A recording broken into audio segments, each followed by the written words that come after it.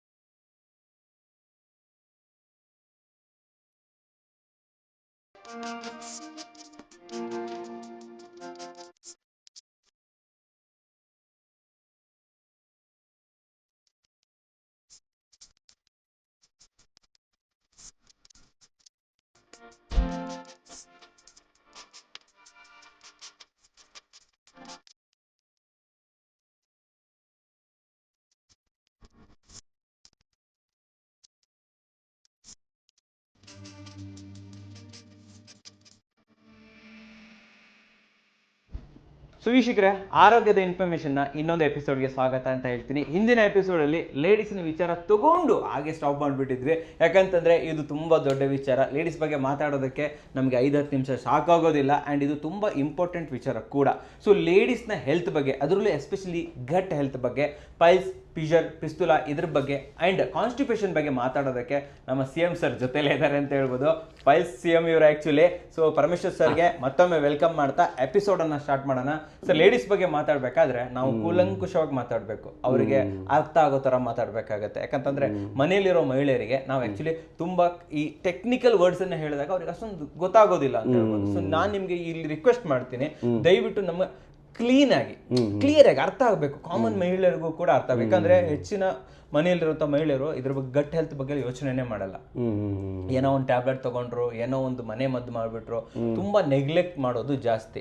So ಇಲ್ಲಿ ladies ಅಂತ ಬಂದಾಗ ನೀವು ನೋಡಿರುವಂತಹ ಒಂದು ಪೇಷಂಟ್ಸ್ಗಳಲ್ಲಿ ತುಂಬಾ ನೆಗ್ಲೆಕ್ಟ್ ಮಾಡಿರೋದಂಥದ್ದು ಯಾರು ಅಂಡ್ ಯಾವ ಕಾರಣಕ್ಕೆ ನೆಗ್ಲೆಕ್ಟ್ ಮಾಡಿದ್ದಾರೆ, ಯಾವ ಪರಿಸ್ಥಿತಿಲಿ ಬಂದಿದ್ದಾರೆ, ಒಂದೆರಡು ಇಮೇಜಸ್ ತೋರಿಸ್ಬೇಕು ಸರ್. ನಾನು ನಿಮಗೆ ಇವಾಗ ತೋರಿಸ್ತೀನಿ ಸರ್. ಮುಖ್ಯವಾಗಿ ಏನಾಗುತ್ತೆ ಅಂತ ಹೇಳಿದ್ರೆ, ಈ ಮಹಿಳೆಯರು ಅಂತ ಹೇಳಿದ್ರೆ ಎಲ್ಲರ ಮೈಂಡಲ್ಲೂ ಹೋಗೋದು ಒಂಥರ ಏನಪ್ಪ ಓಕೆ ಆ ಥರ.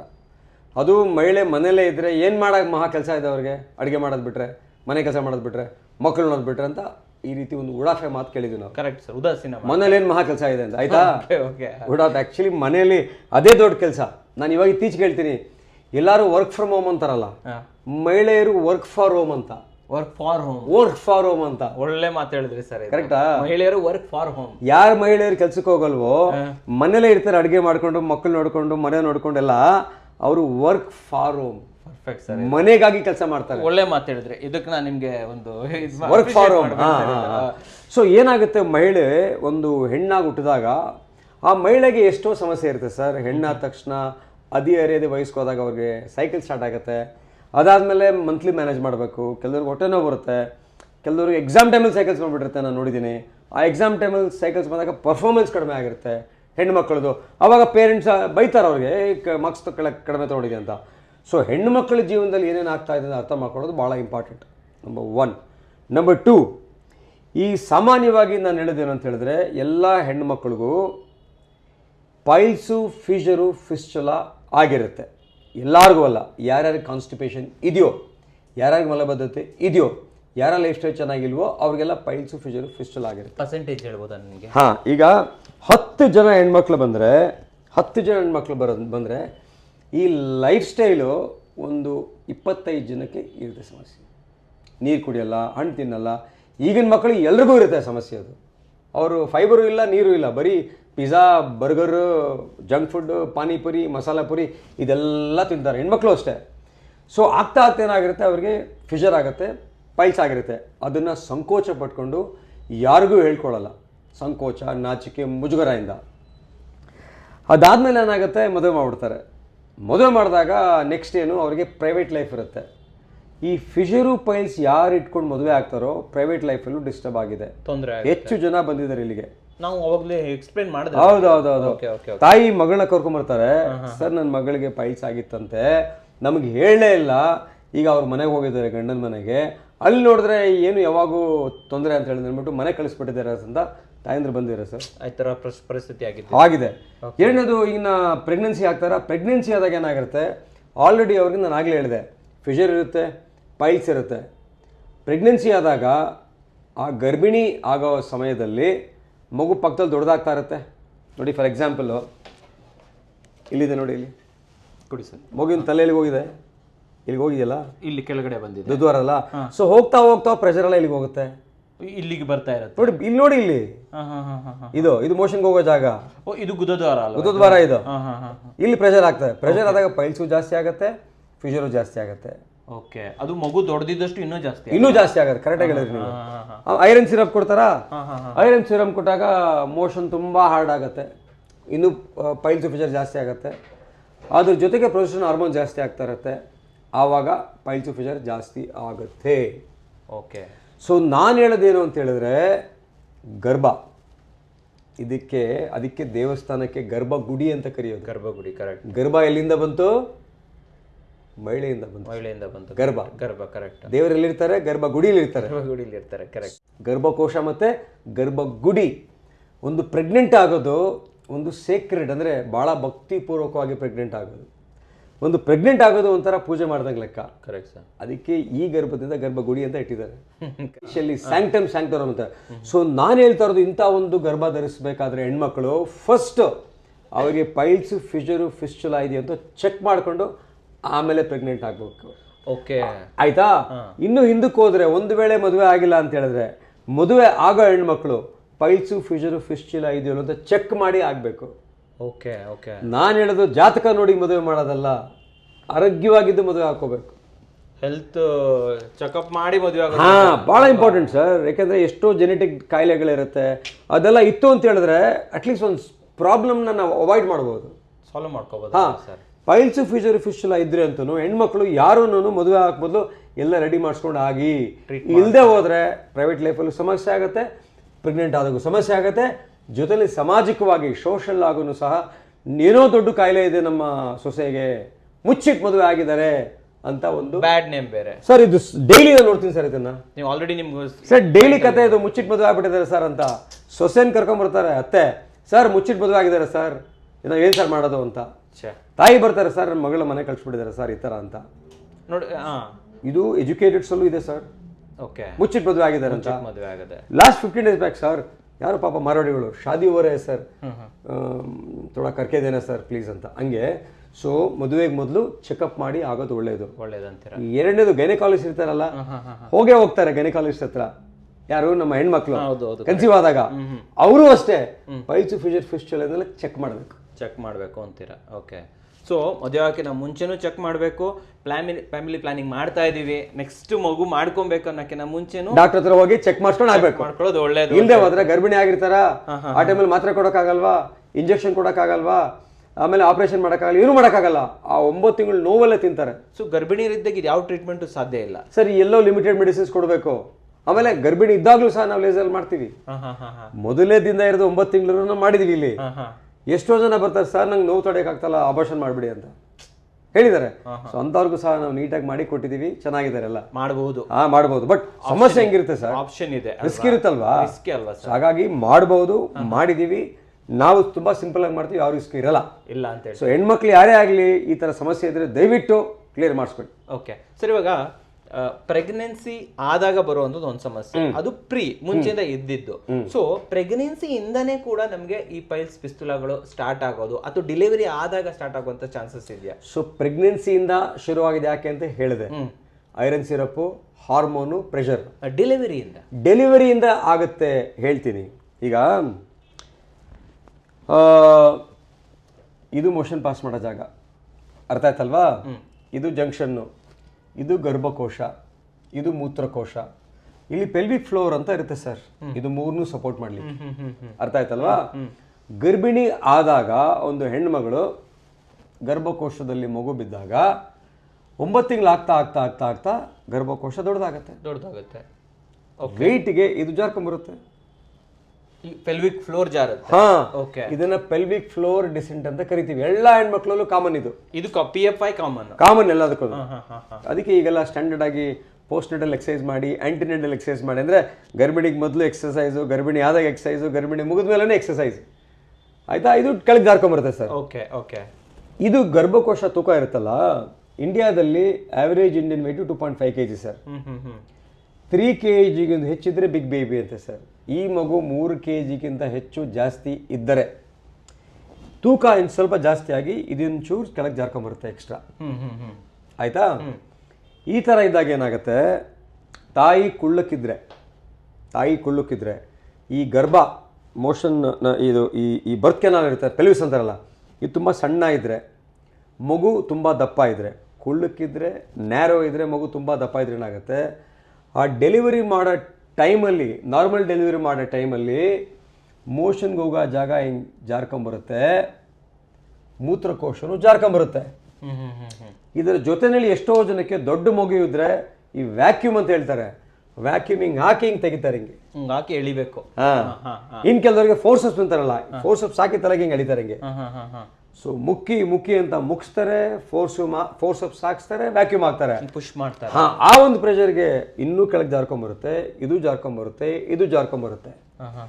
ಈ ರೀತಿ ಆದಾಗ ಏನಾಗುತ್ತೆ ಅಂತ ಹೇಳಿದ್ರೆ, ಸಾಮಾನ್ಯವಾಗಿ ಡೆಲಿವರಿ ಆದಮೇಲೆ ಹೆಣ್ಮಕ್ಳಿಗೆ ಮದುವೆ ಆಗೋವರು ಸಮಸ್ಯೆ ಇರಲ್ಲ, ಡೆಲಿವರಿ ಆದಮೇಲೆ ಸರ್ ನನ್ನ ಮಗು ಹುಟ್ಟಕ್ಕೆ ಶುರುವಾಯಿತು ಸರ್ ಅಂತ ಹೇಳ್ತಾರೆ, ಆಯಿತಾ? ಸಾಮಾನ್ಯವಾಗಿ ನಾವು ಡೈಲಿ ಮೋಷನ್ ಪಾಸ್ ಮಾಡಬೇಕು. ಆದರೆ ಈ ಒಂದು ಹೆಣ್ಮಕ್ಳಿಗೆ ಮೋಷನ್ ಹೋಗಿ ಇಲ್ಲಿ ಸ್ಟಕ್ ಆಗುತ್ತೆ, ಸೈಡಲ್ಲಿ ಸ್ಟಕ್ ಆಗುತ್ತೆ, ಇಲ್ಲಿ ಇಳಿದಿರುತ್ತಲ್ವಾ, ಸ್ಟಕ್ ಆಗತ್ತೆ. ಇದನ್ನ ಅಬ್ಸ್ಟ್ರಕ್ಟಿವ್ ಡಿಫಿಕೇಶನ್ ಸಿಂಡ್ರೋಮ್ ಅಂತ ಕರಿತೀವಿ, ODS. ಇದು ಒಂಥರ ಕಾನ್ಸ್ಟಿಪೇಷನ್. ಅರ್ಥ ಆಯ್ತಲ್ವಾ? ಡೆಲಿವರಿಯಿಂದ ಆಗಿರೋದು. ನಂಗೆ ಡೆಲಿವರಿ ಆದ್ಮೇಲೆ ಕಾನ್ಸ್ಟಿಪೇಷನ್ ಸ್ಟಾರ್ಟ್ ಆಗೋಯ್ತು ಸರ್, ಯಾಕಂತ ಗೊತ್ತಿಲ್ಲ ಸರ್ ಅಂತ. ಸೊ ಇದಾಯ್ತಾ? ಈ ರೀತಿ ಆದಾಗ ಹೆಣ್ಮಕ್ಳು ಏನು ಮಾಡ್ತಾರೆ, ಇದನ್ನೂ ಹೇಳ್ಕೊಳ್ಳೋದು ಯಾರ ಹತ್ರ ಅವರು, ನಾಚಿಕೆ, ಸಂಕೋಚ, ಮುಜುಗರ. ಕೆಲವರು ಮಕ್ಕಳು ದೊಡ್ಡವರಾದ್ಮೇಲೆ ಬರ್ತಾರೆ, ಕೆಲವರು ಮೊಮ್ಮಕ್ಕಳು ಅಜ್ಜಿನ ಕರ್ಕೊಂಡ್ಬರ್ತಾರೆ. ಈಗ ನನಗೆ 54 ವರ್ಷ ಸರ್, ಈಗ ನಮ್ಮಮ್ಮನಿಗೆ 53 ವರ್ಷದಿಂದ ಇದೆ ಈ ಸಮಸ್ಯೆ. ನನ್ನ ಹತ್ರ ಹೇಳ್ಕೊಂಡಿಲ್ಲ ಅವರು, ಅವಿದ್ಯಾವಂತ ಪಾಪ ಅವರು, ಸ್ಕೂಲ್ ಹೋಗಿಲ್ಲ. ನಮ್ಮ ಲೇಡಿ ಡಾಕ್ಟರ್ ಹತ್ರ ನನ್ನ ಮಗ ಇದಕ್ಕೆ ಒಳ್ಳೆ ಸರ್ಜನ್ ಅಂತೆ, ನನಗೂ ಈ ಸಮಸ್ಯೆ ಇದೆ ಅಂತ ಲೇಡಿ ಡಾಕ್ಟರ್ ಹೇಳಿದ್ದಾರೆ. ನಮ್ಮ ಮದುವೆಗೂ ಈ ಸಮಸ್ಯೆ ಇದೆ, ಈಗ ಅವ್ರಿಗೆ ನೀ ರಿಪ್ಲೇಸ್ಮೆಂಟ್ ಮಾಡಿದೀವಿ, ಪೊಸಿಷನ್ ಹಾಕ್ಬೇಕು, ಈಗ ಆಪರೇಷನ್ ಮಾಡಬೇಕು, ಹೆಂಗ್ ಮಾಡ್ಲಿ ನಾನು? ಸೊ ಈ ಸಮಸ್ಯೆ ಇದೆ. ಸೊ ಇದು ಯಾರು ಎಲ್ಲ ಬಿಟ್ಬಿಡ್ತಾರೆ ಸರ್. ಇದು ಅವಾಗ ಏನಾಗುತ್ತೆ, ಹೆಣ್ಮಕ್ಳು ಈ ರೀತಿ ಬೆರಳಾಕಿ ಹಿಂಗೆ ತೆಗಿತಾರೆ. ಕೆಲವರು ಇದು ಈಸಿ ಬರೋದೇ ಇಲ್ಲ, ಹಿಂಗೆ ಬೆರಳಾಕ್ತಾರೆ, ಹಿಂಗೆ ಹಾಕ್ಬಿಟ್ಟು ಹಿಂಗೆ ತೆಗಿತಾರೆ. ಇನ್ನು ಕೆಲವರು ಈ ಭಾಗದಲ್ಲಿ ಹಿಂಗೆ ಪ್ರೆಷರ್ ಹಾಕೋತಾರೆ, ಹಿಂಗೆ ಪ್ರೆಷರ್ ಹಾಕಿ ಬರ್ತೀವಿ.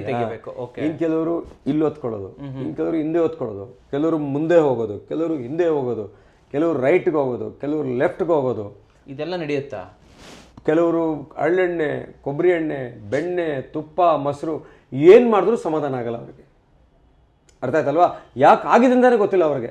ಈ ರೀತಿ ಆದಾಗ ಏನಾಗುತ್ತೆ, ಪ್ರೆಷರ್ ಹಾಕಿದಾಗ ಫಿಷರ್ ಆಗುತ್ತೆ, ಪ್ರೆಷರ್ ಹಾಕಿದಾಗ ಪೈಲ್ಸ್ ಆಗುತ್ತೆ, ಫಿಷರಿನ ಇನ್ಫೆಕ್ಷನ್ ಆಗಿ ಕುರ ಆಗುತ್ತೆ, ಕುರ ಆಗಿ ಫಿಸ್ಟುಲಾ ಸ್ಟಾರ್ಟ್ ಆಗುತ್ತೆ. ಈ ರೀತಿ ಬರೋ ಹೆಣ್ಮಕ್ಳು 10 ಜನಕ್ಕೆ 9 ಜನಕ್ಕೆ ಫಿಸ್ಟುಲಾ, ಫಿಷರು, ಪೈಲ್ಸ್ 3 ಇದೆ. ಇದು ಹಾಗೆ ಆಗುತ್ತೆ. ಹೌದು, ಹಾಗೆ ಆಗಿರುತ್ತಲ್ಲ, ಹಂಗೆ ಬರ್ತಾರೆ ನಮ್ಮ ಹತ್ರ. ನಾರ್ಮಲ್ ಡೆಲಿವರಿಲಿ ದಿಸ್ ಇಸ್ ಕಾಮನ್ ಅಂತ ಹೇಳಿ. ಎಲ್ಲ ನಾರ್ಮಲ್ ಡೆಲಿವರಿ ಅಲ್ಲ, ತಾಯಿ ಉದ್ದ ಇದ್ದು, ಗೊತ್ತಾಯ್ತು, ತಾಯಿಯ ಪೆಲ್ವಿಸ್ ಅಗಲ ಇದ್ದು, ಮಗು ಒಂದು ಆವರೇಜ್ ಇದ್ದಾಗ, ಕಮ್ಮಿ ಇದ್ದಾಗ ಆರಾಮಾಗಿ ಹೋಗುತ್ತೆ. ತಾಯಿ ಕುಳ್ಳಕ್ಕಿದ್ರೆ, ಮಗು ದೊಡ್ಡದಾಗಿದ್ರೆ 100% ಸಿ ಸೆಕ್ಷನ್ ಮಾಡಲೇಬೇಕು ಸರ್. ಕರೆಕ್ಟ್. ಆಕ್ಚುಲಿ ಡಾಕ್ಟರ್ಗಳು ಪಾಪ ಹೇಳ್ತಾರೆ ಸಿ ಸೆಕ್ಷನ್ ಮಾಡೋಣ ಅಂತ. ಡಾಕ್ಟರ್ಗಳಿಗೆ ಭಯ, ಸಿ ಸೆಕ್ಷನ್ ಮಾಡ್ತೀವಿ ಅಂತ ಹೇಳಿದ್ರೆ ಎಲ್ಲಿ ನಮಗೆ ಕೆಟ್ಟ ಹೆಸರು ಬರುತ್ತೆ ಅಂತ. ಸಿ ಸೆಕ್ಷನ್ ಅಂದ್ರೆ ಸಿಸೇರಿಯನ್ ಸೆಕ್ಷನ್, ಕಟ್ ಮಾಡಿ ಸಿಸೇರಿಯನ್ ಸೆಕ್ಷನ್. ಇದು ಮಾಡೋದ್ರಿಂದ ಡಾಕ್ಟರ್ಗೆ ಏನಂದ್ರೆ ಭಯ, ಎಲ್ಲಿ ನಮಗೆ ಕೆಟ್ಟ ಹೆಸರು ಬರುತ್ತೆ ಅಂತ. ನಾರ್ಮಲ್ ಮಾಡಿಸ್ಲಿಲ್ಲ ಈಗಾಗಲೇ ಹೇಳ್ತಾರಲ್ಲ, ಸುಮ್ಮನೆ ಸಿ ಸೆಕ್ಷನ್ ಮಾಡ್ತಾರೆ ಜನ ಹೇಳ್ತಾರೆ, ಅದು ಸುಳ್ಳು. ಏನಾಗುತ್ತೆ, ಒಳಗೆ ಡೆಲಿವರಿ ಮಾಡ್ತಾ ಇರ್ತಾರ, ತಾಯಿ ಒಳಗಿರ್ತಾರ, ಬಂದು ಹೊರಗಡೆ ಹೇಳ್ತಾರೆ ಕಷ್ಟ ಆಗ್ತಾ ಇದೆ ಸಿಸೇರಿಯನ್ ಸೆಕ್ಷನ್ ಮಾಡಬೇಕು ಅಂತ. ಹೊರಗಡೆ ಒಂದು ದೊಡ್ಡ ಗ್ಯಾಂಗ್ ನಿಂತಿರುತ್ತೆ, ಅತ್ತೆ ಮಾವ, ಹುಡುಗಿಯ ಅತ್ತೆ ಮಾವ, ಹುಡುಗನ ಫ್ರೆಂಡ್ಸು, ಹುಡುಗಿಯ ಫ್ರೆಂಡ್ಸು, ಸೆಲೆಬ್ರೇಷನ್ ಟೈಮಲ್ಲ ಎಲ್ಲ ಗ್ಯಾದರಿಂಗ್ ಇರ್ತಾರೆ. ಡಾಕ್ಟ್ರ್ ಬಂದ ಕೂಡಲೇ ಅವ್ರು ಫಸ್ಟ್ ಮಾತಾಡೋದು ಗಂಡ ಹತ್ರ ಮಾತಾಡ್ತಾರೆ, ಸರ್ ಸಿಸೇರಿಯನ್ ಸೆಕ್ಷನ್ ಮಾಡಬೇಕು ಅಂತ. ಗಂಡ ಏನು ಮಾಡ್ತಾನೆ, ನೆಕ್ಸ್ಟು ಅವ್ರ ಅಮ್ಮನಿಗೆ ಹೇಳ್ತಾನೆ, ಅಮ್ಮ ಸಿಸೇರಿಯನ್ ಸೆಕ್ಷನ್ ಮಾಡ್ಬೇಕಂತ ಅಂದ್ಬಿಟ್ಟು. ಅಷ್ಟೊತ್ತಿಗೆ ಅವ್ರ ಅಮ್ಮನ ಬಾಯಿಗೆ ಬಿದ್ದರೆ ಮುಗೀತಲ್ಲ ಇನ್ನು ಎಲ್ಲರಿಗೂ ಹೇಳ್ಬಿಡ್ತಾರೆ. ಅಲ್ಲಿ ಇನ್ನೊಬ್ಬ ಯಾರೋ ಇರ್ತಾನಪ್ಪ, ಯಾರು ಫ್ರೆಂಡು, ಇಲ್ಲ ಬಾಸ್, ಇಲ್ಲ ಗುರು, ಇವ್ರಿಗೆ ದುಡ್ಡು ಮಾಡೋಕ್ಕೆ ಮಾಡ್ತಾರೆ ಡಾಕ್ಟ್ರ್, ಇದು ಸಾಧ್ಯನೇ ಇಲ್ಲ, ನಾರ್ಮಲ್ ಆಗಲಿ ಬಿಡು ಅಂತ. ಎಷ್ಟು ಕನ್ವಿನ್ಸ್ ಮಾಡಿದ್ರು ಕೇಳಲ್ಲ. ಅವಾಗೇನು ಮಾಡ್ತಾರೆ, ಆಯ್ತು ಬಿಡೋದು ನಾರ್ಮಲ್ ಮಾಡ್ತಾರೆ. ನಾರ್ಮಲ್ ಮಾಡಿದಾಗ ಇಂಗ್ಲೀಷ್ ರೀತಿ ಈ ರೀತಿ ಆಗುತ್ತೆ, ಯಾರೂ ಗೊತ್ತಾಗಲ್ಲ. ಡಾಕ್ಟರ್ಗೆ ಇದು ಆ್ಯಕ್ಚುಲಿ ಮುಂಚೆನೇ ಗೊತ್ತಾಗುತ್ತೆ ಸರ್, ಗೊತ್ತಾಗುತ್ತೆ ಸರ್ ಇದು ಸಿ ಸೆಕ್ಷನ್ ಮಾಡಬೇಕು ಅಂತ. ಸಿಸೇರಿಯನ್ ಸೆಕ್ಷನ್ ಮಾಡಿದ್ರೆ ನಾನು ಕೆಟ್ಟ ಹೆಸರು ಅಂತ ಎಷ್ಟೋ ಜನ ನಾರ್ಮಲ್ ಡೆಲಿವರಿ ಮಾಡ್ಬಿಡ್ತಾರೆ ಸರ್. ನಮ್ಮ ಹಾಸ್ಪಿಟಲ್ ಕೆಟ್ಟ ಹೆಸರು ಅಂತ ಹೇಳ್ಬಿಟ್ಟು, ಹಾಸ್ಪಿಟಲ್ ಕೆಟ್ಟ ಹೆಸರು, ನನಗೆ ಕೆಟ್ಟ ಹೆಸರು ಅಂತ ನಾರ್ಮಲ್ ಡೆಲಿವರಿ ಮಾಡಿಬಿಡ್ತಾರೆ. ಇದರ ಜೊತೆಯಲ್ಲಿ ಮೂತ್ರಕೋಶನೂ ಜಾರ್ಕೊಂಬರುತ್ತೆ, ಇದು ಡ್ಯಾಮೇಜ್ ಆಗಿಬಿಡುತ್ತೆ, ಜಾರ್ಕೊಂಬರುತ್ತೆ ಎಲ್ಲ ಒಟ್ಟಿಗೆ. ಪೆಲ್ವಿಸಿದು ಮುಂದೆ ಮೂತ್ರಕೋಶ, ಮಧ್ಯೆ ಗರ್ಭಕೋಶ, ಹಿಂದೆ ಮೋಷನ್ಗೆ ಹೋಗೋ ಜಾಗ. ಮೂತ್ರಕೋಶ ಜಾರ್ಕೊಂಬಂದಾಗ ಏನಾಗುತ್ತೆ, ಹೆಣ್ಮಕ್ಳಿಗೆ ಅರ್ಜೆಂಟ್ ಆದಾಗ ಅವರಿಗೆ ಯೂರಿನ್ ಕಂಟ್ರೋಲ್ ಮಾಡೋಕ್ಕಾಗಲ್ಲ. ವಾಶ್ರೂಮ್ಗೆ ಹೋಗೋಷ್ಟೊತ್ತಿಗೆ ಒಂದು ಡ್ರಾಪ್ ಲೀಕ್ ಆಗುತ್ತೆ, ಲೀಕೇಜ್ ಸ್ಟಾರ್ಟ್ ಆಗುತ್ತೆ. Okay okay. ಕೆಮ್ಮಿದಾಗ, ಸೀನ್ದಾಗ, ಜೋರಾಗಿ ನಕ್ಕಾಗ ಯೂರಿನ್ ಲೀಕ್ ಆಗುತ್ತೆ. ಈ ರೀತಿ ಆಗುತ್ತೆ ಅಂತೇಳಿ ಎಷ್ಟೋ ಜನ ಹೆಣ್ಮಕ್ಳು ಬೇಕಾದ್ರೆ ಗೊತ್ತಾಗುತ್ತೆ, ನೋಡ್ತಾ ಇದ್ದಾರೆ. ಅವರು ಮದುವೆ ಮನೆಗೆ ಹೋದಾಗ ನೀರು ಕುಡಿಯಲ್ಲ, ಟ್ರಾವೆಲ್ ಮಾಡಿದಾಗ ನೀರು ಕುಡಿಯಲ್ಲ, ಮದುವೆ ಮಾಡಕ್ಕೆ ನನಗೆ ಭಯ ಆಗುತ್ತೆ ಬರೋಕ್ಕಂತಾರೆ. ಹಾಗಾಗಿ ನೀರನ್ನೇ ಕುಡಿಯೋದು ಅವಾಯ್ಡ್ ಮಾಡಿಬಿಡ್ತಾರೆ. ನೀರು ಕುಡಿಯೋದು ಅವಾಯ್ಡ್ ಮಾಡಿದಾಗ ಮತ್ತೆ ಮೋಷನ್ ಗಟ್ಟಿ ಆಗುತ್ತೆ, ಎಲ್ಲ ಇಂಟರ್ಲಿಂಕ್ಡ್, ಒಂದಕ್ಕೊಂದು ಲಿಂಕ್ ನೋಡಿ, ಅರ್ಥ ಆಯ್ತಲ್ವಾ? ಸೊ ಈ ರೀತಿ ಆದಾಗ ಏನಾಗುತ್ತೆ, ಆ ಯೂರಿನ್ ಅಲ್ಲೇ ಬೀಳುತ್ತೆ ಅದೇ ಜಾಗದಲ್ಲಿ. ಆವಾಗ ಯೂರಿನರಿ ಟ್ರ್ಯಾಕ್ಟ್ ಇನ್ಫೆಕ್ಷನ್ ಆಗ್ತಾ ಇರುತ್ತೆ. ಇದಾದಾಗ ಡಾಕ್ಟ್ರ್ ಹತ್ರ ಹೋಗ್ತಾರೆ, ಡಾಕ್ಟ್ರ್ ಅವ್ರಿಗೆ ಆ್ಯಂಟಿಬಯೋಟಿಕ್ ಕೊಡ್ತಾರೆ, ಮನೆಗೆ ಕಳಿಸ್ತಾರೆ, ಮತ್ತೆ ಬರ್ತಾರೆ, ಮತ್ತೆ ಆ್ಯಂಟಿಬಯೋಟಿಕ್ಕು, ಮತ್ತೆ ಬರ್ತಾರೆ. ಆ್ಯಂಟಿಬಯೋಟಿಕ್ ಕೊಟ್ಟು ಆ್ಯಂಟಿಬಯೋಟಿಕ್ಸ್ಗೆ ರೆಸಿಸ್ಟೆಂಟ್ ಡೆವಲಪ್ ಆಗ್ಬಿಡುತ್ತೆ. ಪ್ರಪಂಚದಲ್ಲಿ ಅತಿ ಹೆಚ್ಚು ಜನ ಸಾಯುತ್ತಾ ಇರೋದು ಇವತ್ತು ಕ್ಯಾನ್ಸರಿಂದ ಅಲ್ಲ, ಹಾರ್ಟ್ ಅಟ್ಯಾಕಿಂದ ಅಲ್ಲ, ಆಕ್ಸಿಡೆಂಟಿಂದ ಅಲ್ಲ, ಆ್ಯಂಟಿಬಯೋಟಿಕ್ ರೆಸಿಸ್ಟೆನ್ಸಿಂದ. ಏನದು ಆ್ಯಂಟಿಬಯೋಟಿಕ್ ರೆಸಿಸ್ಟೆನ್ಸ್? ಅಂದರೆ ಕೊಟ್ಟ ಔಷಧಿ ಬ್ಯಾಕ್ಟೀರಿಯಾ ಮೇಲೆ ಆ್ಯಕ್ಟ್ ಮಾಡಲ್ಲ, ಪವರ್ ಕಳ್ಕೊಂಡ್ಬಿಡುತ್ತೆ. ಓಕೆ, ಬ್ಯಾಕ್ಟೀರಿಯಾದಕ್ಕೆ ಯೂಸ್ ಟು ಆಗಿರುತ್ತೆ, ಇನ್ನು ಎಷ್ಟು ಹಾಕಿದ್ರೆ ಏನು ಅಂತ ಅಲ್ವಾ? ಸೊ ಇದು ನಾರ್ಮಲ್ ಡೆಲಿವರಿ ಆಗೋಂಥ ಒಂದು ದೊಡ್ಡ ಸಮಸ್ಯೆ, ತೊಂದರೆ. ಆಯಿತಾ? ನೋಡಿ ತೋರಿಸ್ತೀನಿ ನಿಮಗೆ ಹೇಗೆ ಅಂತ. ಇಟ್ಕೊಳ್ಳಿ ಇದನ್ನು, ಕುಡಿ ಸರ್. ನೋಡಿದ್ರಾ ಇದು? ನೋಡಿ ಇಲ್ಲಿ ಮುಂದೆ ಮೂತ್ರಕೋಶ, ಮಧ್ಯ ಗರ್ಭಕೋಶ, ಹಿಂದೆ ಮೋಷನ್ಗೆ ಹೋಗೋ ಜಾಗ. ಕರೆಕ್ಟ್. ಇದನ್ನ ಡೆಲಿವರಿ ಮಾಡಿ ಎಳಿತಾ ಏನಾಗುತ್ತೆ, ಇದು ಪೆಲ್ವಿಕ್ ಫ್ಲೋರ್ ಕೆಳಗೆ ಜಾರ್ಕೊಂಬರುತ್ತೆ, ಇದು ಜಾರ್ಕೊಂಬರುತ್ತೆ, ಇದು ಜಾರ್ಕೊಂಬರುತ್ತೆ. ಎಲ್ಲ ನೋಡಿ, ಇದು ಪ್ರೆಷರ್ ಇದ್ಮೇಲೆ ಹೋಗ್ತಾ ಇದೆ. ನೋಡಿ ಇದು ಹೆಂಗಿದೆ, ಇದು ಪ್ರೆಷರ್ ಹೆಂಗೆ ಹೋಗ್ತಾ ಇದೆ ನೋಡಿ. Correct sir. ಇಷ್ಟು ಚಿಕ್ಕ ಜಾಗದಲ್ಲಿ ಮಗು ಬರ್ಬೇಕಾದ್ರೆ ಈ ಜಾಗದಲ್ಲಿ ಮಗು ಬರ್ಬೇಕಾಗಿರೋದು. ಇಲ್ಲಿ ಕಂಪ್ರೆಸ್ ಆಗುತ್ತೆ, ಇದು ಇಲ್ಲಿ ಕಂಪ್ರೆಸ್ ಆಗುತ್ತೆ. ಕಂಪ್ರೆಸ್ ಅಲ್ಲ, ಪುಷ್ ಆಗುತ್ತೆ. ಕರೆಕ್ಟ್. ಪುಷ್ ಆದಾಗ ಎಷ್ಟೋ ಜನಕ್ಕೆ ಟೇರ್ ಆಗಿದೆ. ಇದು ಈ ಪೆರಿನೆಲ್ ಟೇರ್ ಅಂತ ಕರೀತಾರೆ. ಮೊನ್ನೆ ಯಾರೋ ಒಬ್ರು ಹೆಣ್ಮಗಳು, ಬಹಳ ದೊಡ್ಡ ಅಧಿಕಾರಿ ಬಂದಿದ್ರು, ಸರ್ ನನ್ನ ಡೆಲಿವರಿನಲ್ಲಿ 4 ಡಿಗ್ರಿ ಟೇರ್ ಆಗ್ಬಿಟ್ಟು, ಅಂದ್ರೆ ಎಲ್ಲ ಮಸಲ್ಸ್ ಕಟ್ ಆಗ್ಬಿಟ್ಟಿತ್ತು ಸರ್ ಅಂತ. ಅವಾಗ ಅವ್ರಿಗೆ ಆಪ್ಸೆಸ್ ಆಗಿ ಫಿಸ್ಟುಲಾ ಆಗಿದೆ. ಅವ್ರಿಗೆ ಗೊತ್ತಾಗಿಲ್ಲ ಆಪ್ಸೆಸ್ ಫಿಸ್ಟುಲಾ ಅಂತ ಡಾಕ್ಟ್ರಿಗೆ, ಅರ್ಥ ಆಯ್ತಲ್ವಾ? ಸೊ ಇದನ್ನು ಡೆಲಿವರಿ ಮಾಡಿದಾಗ ಮುಕ್ಕಿ ಅಂದಾಗ ಮೂತ್ರಕೋಶನು ಕೆಳಗೆ ಬರುತ್ತೆ, ಇದು ಮೋಷನ್ಗೆ ಹೋಗೋ ಜಾಗನು ಕೆಳಗೆ ಬರುತ್ತೆ. ಸೊ ಇದೆ ಮಾಡಲ್. ಸೂಪರ್ ಆಯ್ತಾ? ಸೊ ಈ ರೀತಿ ಆದಾಗ ಈ ಸಮಸ್ಯೆಗಳಿರುತ್ತೆ. ಸೊ ಇಂಥವ್ರು ನಮ್ಮ ಹತ್ರ ಬಂದಾಗ ಇದಕ್ಕೆ ನಾವು ಇನ್ವೆಸ್ಟಿಗೇಷನ್ ಮಾಡಿ ಇದನ್ನು ಸಹ ನೀಟಾಗಿ ಡಯಾಗ್ನೋಸ್ ಮಾಡಿ ಲೇಸರ್ ಮುಖಾಂತರ ನಾವು ಮಾಡ್ತೀವಿ. ಇದು ಕೆಳಗಡೆ ಬಂದಿರುತ್ತಲ್ಲ, ಇದು ಹೆಂಗೆ ಲೇಸರ್ ಇಂದ ಇದು ಮಾಡ್ತೀರಾ? ಅಂದ್ರೆ ಒಂದು ಪ್ರಶ್ನೆ ಕೇಳಿದ್ರಿ, ಈ ಹಿಂಗ್ ಜಾರ್ಕೊಂಬಂದಿರುತ್ತಲ್ಲ, ಸಣ್ಣದಾಗಿ ಸ್ಕೋಪ್ ಹಾಕಿ ಇದನ್ನ ಟೈಟ್ ಮಾಡ್ತೀವಿ. ಅದು ಹೆಂಗೆ ಅರ್ಥ ಆಗ್ಲಿಲ್ಲ ನನಗೆ. ಸಿಂಪಲ್ ಮನುಷ್ಯನ ಲ್ಯಾಂಗ್ವೇಜ್ ಅಲ್ಲಿ ಹೇಳ್ತೀನಿ.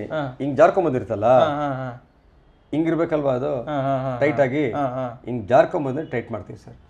ಮೇಲೆ ಹಿಂಗಿರೋದನ್ನ ನೀವು ಹೌದೌದು ಕಟ್ತೀರಾ ಅನ್ಬೋದು. ಹೌದು. ಸೊ 1/2 ಸೆಂಟಿಮೀಟರ್ ಕಟ್ಟಿರುತ್ತೆ ಅಷ್ಟೇ, ಬರೀ 1/2 ಸೆಂಟಿಮೀಟರ್ ಮಾತ್ರ ಕಟ್ಟಿರುತ್ತೆ. ಆಯ್ತಾ?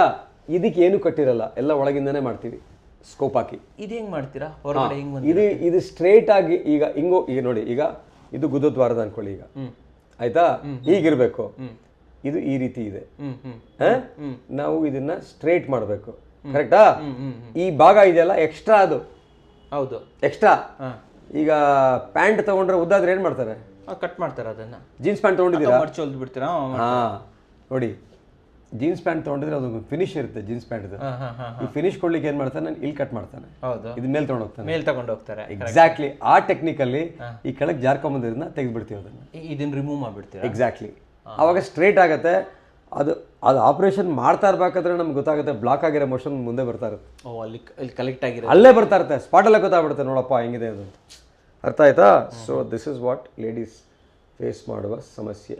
ಸೊ ಡೆಲಿವರಿ ಎಲ್ಲ ಆಯ್ತು, ತುಂಬಾ ಆದ ನಂತರ ಡೆಲಿವರಿ ಆದ್ಮೇಲೆ ಪಥ್ಯ ಅಂತ ಮಾಡಿಸ್ತಾರೆ ಲೇಡೀಸ್ಗೆ. ತುಂಬಾ ಖಾರವಾಗಿರೋ ವಸ್ತುಗಳನ್ನ ಕೊಡೋದು ಅವೆಲ್ಲ ಮಾಡ್ತಾರೆ. ಸೊ ನನ್ನ ಪ್ರಕಾರ ಅದರಿಂದನೂ ಕೂಡ ಈ ತರ ಸಮಸ್ಯೆಗಳು ಬರ್ಬೋದು ಅನ್ಕೊಂತೀನಿ ಅಲ್ವಾ? ಕೋಲ್ಡ್ ಆಗುತ್ತೆ, ಹೀಟ್ ಆಗುತ್ತೆ ಅಂತ ಕೋಲ್ಡ್ ಆಗೋ ಐಟಮ್ಸ್ ಎಲ್ಲ ಕೊಡೋದಿಲ್ಲ. ಕೆಲವು ಹೀಟ್ ಆಗೋ ಐಟಮ್ಸ್ ಎಲ್ಲ ಅವಾಯ್ಡ್ ಮಾಡ್ತಾರೆ. ಹೀಟ್ ಆಗ್ಲಿ ಬಾಡಿ, ಹೀಟ್ ಆಗ್ಲಿ ಬಾಡಿ, ಹಸಿ ಮೈ ಕೋಲ್ಡ್ ಆಗಿದೆ ಬಾಡಿ ಅಂತ. ಆ ಥರ ಹೀಟು ಕೋಲ್ಡ್ ಅಂತ ಏನೂ ಇಲ್ಲ. ಅದನ್ನ ಮಜ್ಜಿದ್ದೇರು ಮಾಡ್ರೆ ಕೆಲಸ ಇವತ್ತೆಲ್ಲ ಅನುಭವಿಸ್ತಾ ಇದ್ದಾರೆ. ಸರ್, ಡೆಲಿವರಿ ಆದ ತಕ್ಷಣ ಸ್ಕಾರ್ಫ್ ಕೊಟ್ಟು ಸಾಕು, ಗ್ಲೌಸ್ ಹಾಕು, ನೀರು ಕೊಡಲ್ಲ, ತರಕಾರಿ ತಿನ್ನಲ್ಲ, ಹೊರಗಡೆ ಕಳಿಸಲ್ಲ. ಆ ರೀತಿಯಾದಾಗ ಏನಾಗುತ್ತೆ, ತಾಯಿ ಕಾನ್ಸ್ಟಿಪೇಷನ್ ಜಾಸ್ತಿ ಆಗುತ್ತೆ, ನೀರು ಕುಡಿತಾರಲ್ಲ. ಹಾಗಾಗಿ ಆ ರೀತಿ ಆದಾಗಲೂ ಸಹ ಇವರಿಗೆ ಫಿಷರು, ಪೈಲ್ಸು, ಕಾನ್ಸ್ಟಿಪೇಷನು ಇವೆಲ್ಲ ಆಗುತ್ತೆ. ಓಕೆ, ಸೊ ಯಾವುದೇ ರೀತಿ ಡೆಲಿವರಿ ಆದ್ರೂ ಕೂಡ ವಾಟರ್ ಇಂಟೇಕ್ ಜಾಸ್ತಿ ಇರಲೇಬೇಕು. ವಾಟರ್ ಇಂಟೇಕ್ ಚೆನ್ನಾಗಿರ್ಬೇಕು, ನೀರು, ಹಣ್ಣು, ತರಕಾರಿ, ಸೊಪ್ಪೆಲ್ಲ ಚೆನ್ನಾಗಿರ್ಬೇಕು. ದಯವಿಟ್ಟು ಯಾವುದೇ ಕಾರಣಕ್ಕೂ ಕೆಲವ್ರು ಏನು ಮಾಡ್ತಾರೆ, ಹಾಲಲ್ಲಿ ನೀರು ಬಂದ್ಬಿಡುತ್ತೆ, ಮಗುಗೆ ನೀರು ಹಾಲು ಕುಡಿಯುತ್ತೆ ಅಂತ. ಅದೊಂಚೂರು ಹೇಳಿ ಸರ್ ನಮ್ಮ ವೀಕ್ಷಕರಿಗೆ. ಸೊ ಒಂದು ಡೆಲಿವರಿ ಆದ ನಂತರ ಲೇಡೀಸು ಯಾವ ರೀತಿ ಪಥ್ಯ ಮಾಡಬೇಕು? ಈ ಬರೀ ಏನಂತಾರೆ ಅದಕ್ಕೆ, ನೀವು ಹೇಳ್ದಂಗೆ ಕೋಲ್ಡ್ ಬೇಡ ಅಂತ ಹೇಳ್ತಾರೆ, ಬಾಡಿ ಹೀಟ್ ಆಗ್ಲಿ ಅನ್ನೋದನ್ನೇ ಜಾಸ್ತಿ ಮಾಡ್ತಾರೆ ಸರ್. ಸೊ ಇದಕ್ಕೆ ಒಂಚೂರು ನಮ್ಮ ವೀಕ್ಷಕರಿಗೆ ಒಂಚೂರು ಇದು ಮಾಡಿ, ಎಜುಕೇಟ್ ಮಾಡಿ ಸರ್. ಏನ್ ಹೇಳ್ತೀರಾ ಇದ್ರ ಬಗ್ಗೆ? ನಾನು ಎಜುಕೇಟ್ ಮಾಡಕ್ ಹೋಗಿ ತಾಯಂದ್ರಿಗೆಲ್ಲ ಹೀಟು ಕೋಲ್ಡ್ ಏನೂ ಇಲ್ಲ, ನಿಮ್ಮ ಮಕ್ಕಳಿಗೆಲ್ಲ ಕೊಡಿ ಅಂದ್ಬಿಟ್ರೆ ನನಗೆ ತಾಯಂದ್ರೆಲ್ಲ ಯಾರಪ್ಪ ಡಾಕ್ಟ್ರ್ ಇವನಂತ ಅಟ್ಯಾಕ್ ಮಾಡ್ತಾರೆ, ಆಯ್ತಾ? ಸೊ ಆ್ಯಕ್ಚುಲ್ ಆಗಿ ಡೆಲಿವರಿ ಆದಮೇಲೆ ಹೀಟು ಕೋಲ್ಡ್ ಅಂತ ಏನೂ ಇಲ್ಲ. ಇನ್ಫ್ಯಾಕ್ಟ್ ಡೆಲಿವರಿ ಆದಮೇಲೆ ಇನ್ನೂ ಚೆನ್ನಾಗಿ ನೀರು ಕುಡಿಸ್ಬೇಕು ತಾಯಿಗೆ, ಪೌಷ್ಟಿಕ ಆಹಾರ ಚೆನ್ನಾಗಿ ತಿನ್ನಿಸ್ಬೇಕು ತಾಯಿಗೆ. ಯಾವ ಡಯಟು ರೆಸ್ಟ್ರಿಕ್ಟ್ ಮಾಡಬೇಡಿ ಇದು ಹೀಟು ಕೋಲ್ಡು ಅಂತ.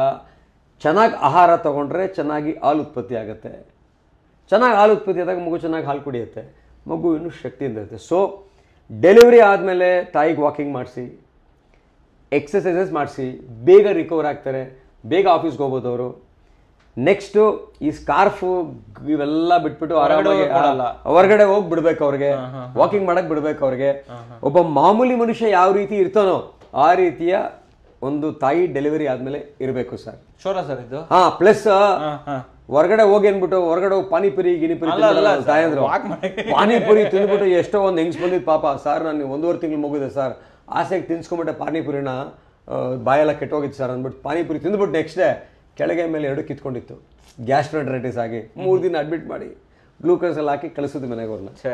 ಹಾಗಾಗಿ ತಾಯಂದ್ರು ತಿನ್ನಿ, ಬಟ್ ಡೆಲಿವರಿ ಆದಮೇಲೆ ಹೊರಗಡೆ ಇದು ತಿನ್ನಕ್ಕೆ ಹೋಗ್ಬೇಡಿ, ಬೇಡ ಅಂತೀರಾ? ನೋ ರಿಸ್ಕು ಸರ್, ಮಗು ಇರುತ್ತೆ. ಪ್ರೆಗ್ನೆಂಟ್ ಇದ್ದಾಗ ಅಷ್ಟೇ ಬೈಕಿಗೆ ಏನೋ ತಿನ್ಬಿಡ್ತಾರೆ ಇವರೆಲ್ಲ. ಕೆಮ್ಮಣ್ಣು ನಮ್ಮೂರೆಲ್ಲ ತಿನ್ಸೋರು ಸರ್, ಮಗು ಕೆಂಪಗಾಗತ್ತೆ ಅಂತ. ನೀವೇನ್ ಹೇಳ್ತೀರಾ? ಈಗ ನಾನ್ ಕಬ್ಬಗಿದ್ದೀನಪ್ಪ, ನಮ್ಮ ಅಮ್ಮನೂ ಕೆಮ್ಮಣ್ಣು ತಿಂದ, ನಾನಾಗಿ ಬೆಳಗುಟ್ಟಿಲ್ಲ, ನಿಮ್ಗೆ ಬರ್ತಾ ಇದ್ದಲ್ವಾ? ಸೊ ಹಾಗಾಗಿ ನಾನು ಹೇಳ್ತಾ ಇರೋದು, ಕೆಮ್ಮಣ್ಣು ಇವೆಲ್ಲ ತಿನ್ಸೋಕೆ ಹೋಗ್ಬಾರ್ದು, ಆಯ್ತಾ? ಆಮೇಲೆ ತಾಯಿ ಗರ್ಭಿಣಿ ಆದಾಗ ಸಾಧ್ಯವಾದಷ್ಟು ಹೋಟೆಲ್ ಫುಡ್ ಅವಾಯ್ಡ್ ಮಾಡಿ. ಹೋಟೆಲ್ ಫುಡ್ ಬೇಡ. ಯಾಕೆ ಅಂತ ಹೇಳಿದ್ರೆ ಅಕಸ್ಮಾತ್ ಇನ್ಫೆಕ್ಷನ್ ಆಗಿ ಬೇದಿ ಹೊಡೆದ್ರೆ ಏನು ಮಾಡೋದು? ಸೊ ಏನು ಬೇಕೋ ಮನೇಲೆ ಮಾಡಿಸ್ಕೊಂಡು ತಿನ್ನಿ. ನಾನ್ ವೆಜ್ ತಿನ್ನಿ, ಏನು ತೊಂದರೆ ಇಲ್ಲ. ನಾನ್ ವೆಜ್ ತಿಂದಾಗ ಚೆನ್ನಾಗಿ ಹಣ್ಣು ತರಕಾರಿ ತೊಗೊಳ್ಳಿ. ಪಾಪ ನಮ್ಮ ನಾನ್ ವೆಜ್ ತಿಂದೇ ಇರೋದು ಚೆನ್ನಾಗಿ ಏನು ಮಾಡ್ತಾರೆ ಪಾಪ, ಅವರಿಗೆ ನಾನ್ ವೆಜ್ ಬೇರೆ ಬೇರೆ ಥರ ಇರುತ್ತಲ್ಲ, ಇನ್ನು ಮಶ್ರೂಮು ಇವೆಲ್ಲ ತಿನ್ಬೇಕಷ್ಟೇ, ಅದೆಲ್ಲ ಮೊಳಕೆ ಹುರುಳಿ ಕಾಳು ಇವೆಲ್ಲ ತಿನ್ಬೇಕಾಯ್ತಾ? ಸೊ ಯಾವುದಕ್ಕೂ ರೆಸ್ಟ್ರಿಕ್ಷನ್ ಮಾಡಬಾರ್ದು, ಆಗ್ಬೋದಾ? ಇದು ಹೆಣ್ಣು ಮಕ್ಕಳಿಗಿರೋ ಕಾನ್ಸ್ಟಿಪೇಷನ್ ಸಮಸ್ಯೆ ಅಲ್ವಾ? ಇದನ್ನ ಸರ್ಜಿಕಲ್ ಕಾನ್ಸ್ಟಿಪೇಷನ್ ಅಂತ ಕರಿತೀವಿ, ಇದನ್ನ ಅಬ್ಸ್ಟ್ರಕ್ಟಿವ್ ಕಾನ್ಸ್ಟಿಪೇಷನ್ ಅಂತ ಕರಿತೀವಿ. So this is all curable. 100% curable. But ಇದರಿಂದ ಎಷ್ಟೋ ಜನ ತಾಯಂದಿರು ಸಫರ್ ಮಾಡ್ತಾ ಇದ್ದಾರೆ. ದಯವಿಟ್ಟು ನೀವೊಂದು ಎಪಿಸೋಡ್ ನೋಡ್ತಾ ಇದ್ದಾರೆ, ನೀವು ಎಲ್ಲರೂ ಹೋಗಿ ನಿಮ್ಮ ಮನೆಯಲ್ಲಿ ನಿಮ್ಮ ತಾಯಿನ ಕೇಳಿ ಸಮಸ್ಯೆ ಇದೆಯಾ ಅಂತ, ನಿಮ್ಮ ಹೆಂಡ್ತಿನ ಕೇಳಿ ಸಮಸ್ಯೆ ಇದೆಯಾ ಅಂತ, ನಿಮ್ಮ ಅಕ್ಕ ತಂಗಿದಿನ ಕೇಳಿ ಸಮಸ್ಯೆ ಇದೆಯಾ ಅಂತ, ನಿಮ್ಮ ಫ್ರೆಂಡ್ಸು ಫ್ಯಾಮಿಲಿ ಮೆಂಬರ್ಸ್ ಕೇಳಿ ಸಮಸ್ಯೆ ಇದೆಯಾ ಅಂತ. ಆವಾಗ ಗೊತ್ತಾಗುತ್ತೆ ನಿಜವಾಗ್ಲೂ ಅವ್ರಿಗೆ ಇದೆ ಅಂತ. ಬಾಯ್ಬಿಟ್ಟು ಕೇಳಿದಾಗ ಹೇಳ್ತಾರೆ ಹೌದು ಅಂತ. ಹೌದು. ಅಂಡ್ ಇನ್ನೊಂದು ಸರ್ ಹೇಳಿದ್ದು ಇದು ಒಳ್ಳೆ ಮಾತು ಹೇಳಿದ್ರು. ನಿಮ್ಮ ಸುತ್ತಮುತ್ತಲು ಒಬ್ಬ ಜೆಂಟ್ಸ್ ನೋಡ್ತಾ ಇದ್ರೆ ಅಥವಾ ಒಬ್ಬ ಲೇಡೀಸ್ ನೋಡ್ತಾ ಇದ್ರೆ ನಿಮ್ಮ ಸುತ್ತಮುತ್ತಲು ಇರುವಂತಹ ಎಲ್ಲಾ ಲೇಡೀಸ್ಗೂ ಕೂಡ ದಯವಿಟ್ಟು ನೀವು ನಾಚಿಕೆ ಮಾಡ್ಕೊಳ್ದೆ ನಿಮಗೆ ಈ ರೀತಿ ಸಮಸ್ಯೆ ಇದೆಯಾ ಅಂತ ಕೇಳಿ, ಇದು ಅವರಿಗೆ ಒಂದ್ ರೀತಿ ನೀವು ಹೆಲ್ಪ್ ಮಾಡ್ದಂಗೆ, ಅವ್ರಿಗೆ ಕೇಳಿ ಮುಜುಗರ ಮಾಡ್ದಂಗಲ್ಲ, ಹೆಲ್ಪ್ ಮಾಡ್ದಂಗೆ. ನೀವು ಕರ್ಕೊಂಡ್ಬಂದು ಸಾರಿಗೆ ತೋರಿಸಿ ಅಂತ ಹೇಳ್ತಾ ಇಲ್ಲ, ಏನೋ ಒಂದು ಟ್ರೀಟ್ಮೆಂಟ್ ಕೊಡಿಸಿ ತೋರಿಸಿ ಕನ್ಸಲ್ಟ್ ಮಾಡಿಸಿ ವೀಕ್ಷಕರೇ. ಸೊ ನಾಳೆ ದಿನ ಅವರು ಇಷ್ಟಿರೋದು ಇಷ್ಟು ದೊಡ್ಡದು ಮಾಡ್ಕೊಳ್ಳೋದು ಬೇಡ, ಈ ರೀತಿ ಫೋಟೋಗಳನ್ನ ನಾವು ನೋಡೋ ತರ ಮತ್ತೆ ಆಪ್ಷನ್ ಬರಬಾರ್ದು. ದಯವಿಟ್ಟು ಇದನ್ನ ಒಂದು ನಾಲೆಜ್ ತರ ಪಾಸ್ ಮಾಡಿ, ವಿಡಿಯೋ ಶೇರ್ ಮಾಡಿ. ಅಟ್ಲೀಸ್ಟ್ 4-6 ಜನ ಇವಾಗ ಹಳ್ಳಿಯಲ್ಲೂ ಇಂಟರ್ನೆಟ್ ಇನ್ಫ್ಯಾಕ್ಟ್ ಹಳ್ಳಿಗಳಲ್ಲಿ ಹೆಣ್ಣು ಮಕ್ಕಳು 8 ಅವರ್ ನೋಡ್ತಾರೆ ಇಂಟರ್ನೆಟ್. ಎಷ್ಟು 8 hours average watching time study ಮಾಡಿದ್ದಾರೆ. ಅರ್ಬನ್ ನಲ್ಲಿ 4 ಅವರ್ಸ್ ಕೆಲಸ ಇರುತ್ತಲ್ಲ, ಡಬಲ್ ಹಳ್ಳಿ ಕಡೆ. ಆಯ್ತಾ? ಸೊ ದಯವಿಟ್ಟು ವಿಡಿಯೋ ಶೇರ್ ಮಾಡಿ, ದಯವಿಟ್ಟು ಈ ನಾಲೆಜ್ ಅನ್ನ 4 ಜನರ ಜೊತೆ ಶೇರ್ ಮಾಡಿ. ನಿಮ್ಮ ಮನೆಯಲ್ಲಿರುವಂತ ಹೆಣ್ಮಕ್ಳಿಗೆ ಈ ವಿಡಿಯೋ 100% ತೋರಿಸಲೇಬೇಕು ನೀವು, ಗೊತ್ತಾಯ್ತಲ್ಲ? ಇದು ನನ್ನ ರಿಕ್ವೆಸ್ಟ್. ಬರೀ ತೋರ್ಸೋದಲ್ಲ, ವಿಡಿಯೋ ನೋಡ್ತಾ ಇದ್ರೆ, ಎಪಿಸೋಡ್ ನೋಡ್ತಾ ಇದ್ರೆ ಅದನ್ನ ಪಾಸ್ ಮಾಡಿ ಹೆಣ್ಮಕ್ಳಿಗೆ ಕೇಳಿ, ಫೋನ್ ಮಾಡಿ ಕೇಳ್ಬಿಟ್ಟು ಬಂದ್ ಮತ್ತೆ ನೋಡ್ಲಿ ಇದನ್ನ, ಅಲ್ವಾ? ಅರ್ಥ ಆಯ್ತಲ್ವಾ? ಎಕ್ಸಾಕ್ಟ್ಲಿ, ಪಾಸ್ ಮಾಡಿ ಬಂದ್ ಮತ್ತೆ ನೋಡ್ಲಿ ಇದನ್ನ. Very very important. And especially ಯಾರು ಸಣ್ಣಕ್ಕಿದ್ದೀರಾ, ತೆಳ್ಳಿಗಿದ್ದೀರಾ, ನಿಮಗೆ ನಾರ್ಮಲ್ ಡೆಲಿವರಿ ಆಗಿದ್ದಿದ್ರೆ, ನಿಮ್ ಹೆಂಡತಿಗೆ ಆಗಿದ್ದಿದ್ರೆ ಈಗಲೇ ನಿಮ್ ಹೆಂಡತಿಗೋ ಇಮಿಡಿಯೇಟ್ ಆಗಿ ಕೇಳಿ ಹಿಂಗ ಏನಮ್ಮ ನಿಂದು ಸರಿ ಇದೆಯಾ? ಅವ್ರು ಕೇಳಿದ್ರೆ ಹೇಳ್ತಾರೆ ಏನೂ ಇಲ್ಲ ಅಂತಾರೆ. ಅವ್ರನ್ನ ಪ್ರಾಂಪ್ಟ್ ಮಾಡಿ. ಇವಾಗೆಲ್ಲ ಪ್ರಾಂಪ್ಟ್ ಇಂಜಿನಿಯರಿಂಗ್ ಅಂತ ಇದೆ, ಹೇಗೆಲ್ಲ ಪ್ರಾಂಪ್ಟ್ ಮಾಡ್ಬೇಕಲ್ಲ ಆ ತರ ಪ್ರಾಂಪ್ಟ್ ಮಾಡಿ ಅವ್ರನ್ನ ಕೇಳಿ, ಗೊತ್ತಾಯ್ತಲ್ವಾ? ಇದು ತುಂಬಾ ಇಂಪಾರ್ಟೆಂಟ್, ತುಂಬಾ ದೊಡ್ಡ ವಿಚಾರ ವೀಕ್ಷಕರೇ. ಫೋಟೋಸ್ ಎಲ್ಲ ನೋಡಿ ನನಗೆ ಆದಂತ ಇದು ನಿಮ್ಮ ಮನೆಯಲ್ಲಿ ಬರೋದ್ ಬೇಡ, ಮನೆಯಲ್ಲಿ ಬರೋದ್ ಬೇಡ, ಮನೆಯಲ್ಲ ಯಾರಿಗೂ ಬರೋದ್ ಬೇಡ ಇದು. ಓಕೆ ಸರ್ಗೆ ಒಂದು ಇದು ತಗೊಂಡಿದ್ದಾರೆ. ಸರ್, ಅಮ್ಮಂದಿರ ಬಗ್ಗೆ ಮಾತಾಡಾಯ್ತು, ನೆಕ್ಸ್ಟ್ ಎಪಿಸೋಡ್ ಅಲ್ಲಿ ಮಕ್ಕಳ ಬಗ್ಗೆ ಮಾತಾಡೋಣ ಹಾಗಾದ್ರೆ. ಸೊ ಅಂದ್ರೆ ತಾಯಿ ಜನ್ಮ ಕೊಟ್ರು, ಈಗ ಜನ್ಮ ಕೊಟ್ಟಾಗ ತಾಯಿಗೆ ಇದೆಲ್ಲ ಬಂತು, ಮಕ್ಕಳಿಗೆ ಏನ್ ಬರುತ್ತೆ ಸರ್? ದಯವಿಟ್ಟು ಈ ಎಪಿಸೋಡ್ ಗಳನ್ನ ಕಂಟಿನ್ಯೂ ಮಾಡೋಣ. ಮುಂದಿನ ಎಪಿಸೋಡ್ ಅಲ್ಲಿ ಮಕ್ಕಳ ಬಗ್ಗೆ ಮಾತಾಡೋಣ.